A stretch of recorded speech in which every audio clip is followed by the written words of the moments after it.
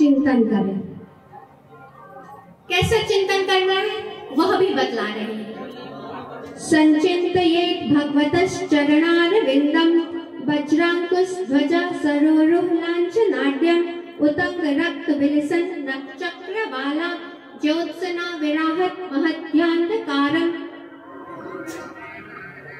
कपिल देव जी कह रहे हैं कि माता जी हमें भगवान के चरण कमल का चिंतन करना चाहिए और भगवान के जो चरण हैं उनमें जो चिन्ह अंकित है कमल का, ध्वज का, कुश का, उन जो चिन्ह है उनका ध्यान करना चाहिए। और जो भगवान के चरण हैं उनमें जो भगवान के लाल लाल नख हैं उनमें चंद्रिका बनी हुई रहती है, उस चंद्रिका का ध्यान करना चाहिए।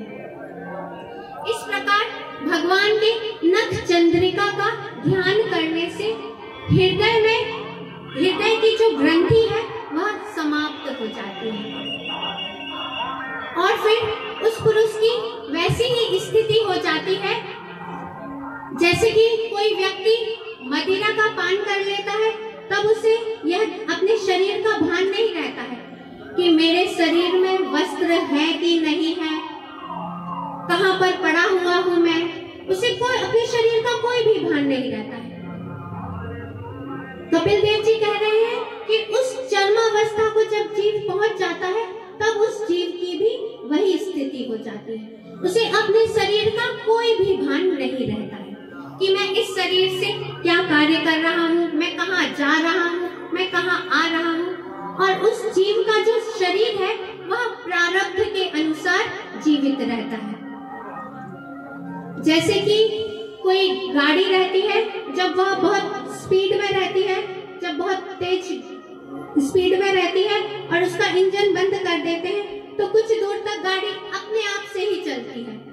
उसी प्रकार उस जीव का शरीर भी रहता है, प्रारब्ध के अनुसार जितना भी उसका शेष आयु बची हुई है वह उसी प्रकृति अपने अनुसार ही फिर उसे चलाती है और फिर वह इस जो यह जन्म मृत्यु का चक्र है वह इसमें फिर दोबारा नहीं आता है।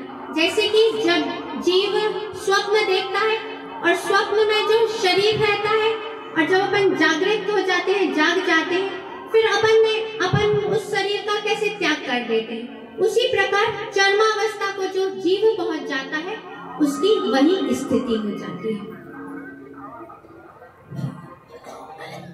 और फिर कपिल देव जी बतला रहे हैं कि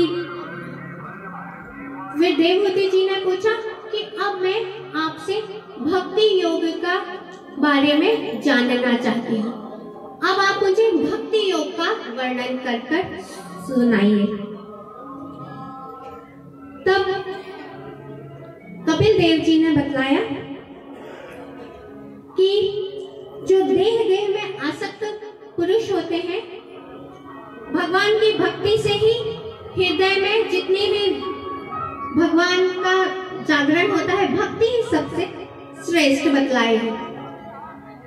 और फिर कह रहे हैं कि जो पुरुष अज्ञानवश घर गृहस्थी में ही लगे हुए हैं, जो घर गृहस्थ में ही आसक्त हैं, उनका संपूर्ण जीवन घर के कुटुंब के पालन पोषण में ही निकल जाता है, वह अपने कल्याण के लिए एक क्षण भी नहीं निकाल पाता।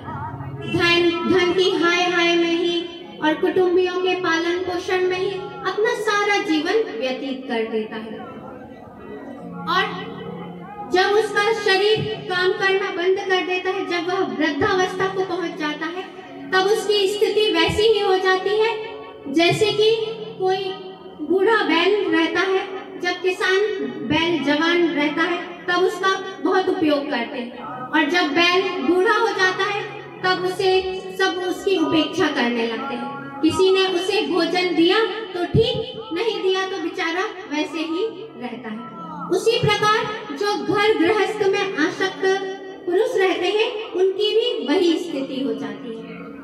जब तक कार्य करते हैं, धन कमाते हैं, जब तक स्त्री पुत्र पौत्र आदि सभी उनकी बहुत आव भगत करते हैं और जब वह किसी कार्य के नहीं रह जाते हैं तब वही स्त्री पुत्र पौत्र अवहेलना करने लगते हैं।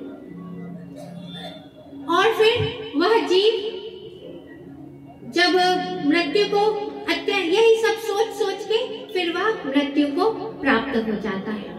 और फिर यम के विकट दूत आते हैं उसको लेने के लिए, और फिर उसके गले में फंदा डालते हैं और फिर उसे बड़ी ही व्यवस्था से, बहुत ही निर्दयता से उसे खींचते हैं, उसके सूक्ष्म शरीर को। तब उस जीव को बड़ा ही कष्ट होता है। और फिर बतला रहे हैं कि फिर वह जो यम के दूत हैं वह उसे नरक की यात्रा करवाते हैं, और जो नरक की यात्रा है वह बड़ी ही भयंकर है। योजना नाम सहस्त्राणी नवतिम नवचाध्वना त्रिवेण मुहूर्त द्वाभ्याम वा नीतः प्राप्नोति यातना। जो नरक की यात्रा है वह 99,000 योजन दूर है। जो नरक है वह 99,000 योजन दूर है। इतनी लंबी दूरी को उस जीव को तय करने के लिए 1 या 2 मुहूर्त का ही समय मिलता है, और उस समय उसे इतनी निर्दयता से खींचा जाता है, और जो भूमि होती है वह तपती है, तृप्त बालू जैसी तपती है, और उस जीव को उस समय भयंकर प्यास लगती है और वह थक जाता है। तब वह सोचता है कि मुझे कुछ क्षण के लिए विश्राम मिल जाए, मुझे जल मिल जाए, लेकिन उसे कुछ भी नहीं मिलता। और जब वह एक कदम में आगे बढ़ाने के शरीर में शक्ति नहीं रह जाती है, तब वह मूर्छित होकर नीचे गिर जाता है। तब यम के जो दूत हैं वह उसके ऊपर कोड़ों की वर्षा करते हैं, और फिर उसे खींचकर यमलोक तक लेकर जाते हैं। इतनी लंबी यात्रा को जीव को केवल 2 और 3 मुहूर्त में ही पूर्ण करनी होती है। और फिर जीव को यमराज अपने यमलोक में ले जाकर, जैसे कि कोई गंदा कपड़ा रहता है तब उसे धोने के लिए उसमें को गर्म पानी में भी डालना पड़ता है, उसमें जो सर्फ रहता है उसे भी बहुत ज्यादा डालना पड़ता है, और फिर उसको धोने के लिए उसे मोगरी से भी खूब पीटा जाता है कि जब तक वह स्वच्छ ना हो जाए, जब तक उसे बहुत रगड़ा जाता है। उसी प्रकार जीव को भी जितने पाप कर्म रहते हैं उसके अनुसार उसे खूब साफ किया जाता है, ठोका पीटा जाता है, और तरह तरह की यातनाएं दी जाती हैं। और जब यातनाएं देकर जीव शुद्ध हो जाता है, फिर वह आकाश मंडल में मंडराने लगता है, और फिर जल आदि के कारण पृथ्वी पर अन्न औषधि में आ जाता है, और फिर पुरुष से, और फिर उस अन्न औषधि को पुरुष खाता है, फिर वह पुरुष से स्त्री में आता है। और फिर कललम त्वेक रात्रेण पंच रात्रेण बुद्बुदम दशा हेतु करकुंडम पेशयंडम व तताकर। और फिर एक रात में कलल बन जाता है, बुद्बुदा बन जाता है। 10 दिनों में बेर के समान कड़ा हो जाता है, और फिर मांसपेशियों में और अंडज प्राणियों में अंडे के रूप में परिणत हो जाता है। 1 महीने में सिर आदि का विभाग हो जाता है। 2 महीने में हाथ पैर आदि विभक्त हो जाते हैं। 3रे महीने में नख, रोम, अस्थि, चर्म और स्त्री पुरुष का जो चिन्ह है वह विभक्त हो जाता है, और जितने भी छिद्र हैं उनका निर्माण हो जाता है। 4थे महीने में 7 धातुओं से पुष्ट हो जाता है। अस्थि, रक्त, मज्जा, शुक्र आदि 7 धातुएं हैं, 7 धातुओं से पुष्ट होता है। 5वें महीने में फिर उसे भूख और प्यास लगने लगती है, और फिर एक झिल्ली में लिपट जाता है। 7वें महीने में उसे ज्ञान प्राप्त हो जाता है, और माता जो कुछ भी अन्य खट्टा मीठा गरम जो कुछ भी खाती है उससे उस जीव को बड़ा ही कष्ट होता है, क्योंकि उस समय त्वचा का निर्माण नहीं होता है। जब अपन को कहीं पर चोट लग जाती है और वहां पर यदि कुछ नमक मिर्च गरम कुछ लगता है तो कितना कष्ट होता है, और उस समय तो पूरे शरीर में ही वैसी ही स्थिति रहती है। तब उस जीव को बड़ा ही कष्ट होता है और वह भगवान से प्रार्थना करता है कि प्रभु अब आप मुझे इस नरक से निकालिए, अब मैं यहाँ से बाहर जाकर आपका ही भजन करूंगा। 8वें और 9वें महीने में पुष्ट होता है और उस समय सिर नीचे होता है और पैर ऊपर होते हैं, इसीलिए उसे बहुत ही कष्ट होता है। और इतना कष्ट होता है कि जब वह बाहर आता है तब एक क्षण के लिए उसकी जो प्राण वायु है, जो उसकी श्वास है, वह अवरुद्ध हो जाती है, रुक जाती है और गर्भगत जितना भी ज्ञान रहता है वह सब कुछ समाप्त हो जाता है। और फिर जीव इस संसार में आकर और फिर वही सब कार्य करने लगता है और भगवान से जो प्रार्थना की थी कि भगवान मुझे आप यहाँ से बाहर निकालिए तो मैं आपका भजन करूंगा, और फिर इस संसार में आकर फिर इन्हीं सब संसार में भगवान की माया में फंस जाता है। इस प्रकार जीव के अधोगति का वर्णन किया कपिल भगवान ने। फिर माता देवहूति जी ने कपिल भगवान की स्तुति की। सत्वं प्रतो में जठरेण नाथा कथम तु यस्योदर एतदासीत् विश्वं युगान्ते वटपत्र एका सेते अस्म माया शिशुरांघ्रिपाना। माता देवहूति जी कह रही हैं कि भगवान मैं आपको प्रणाम करती हूँ।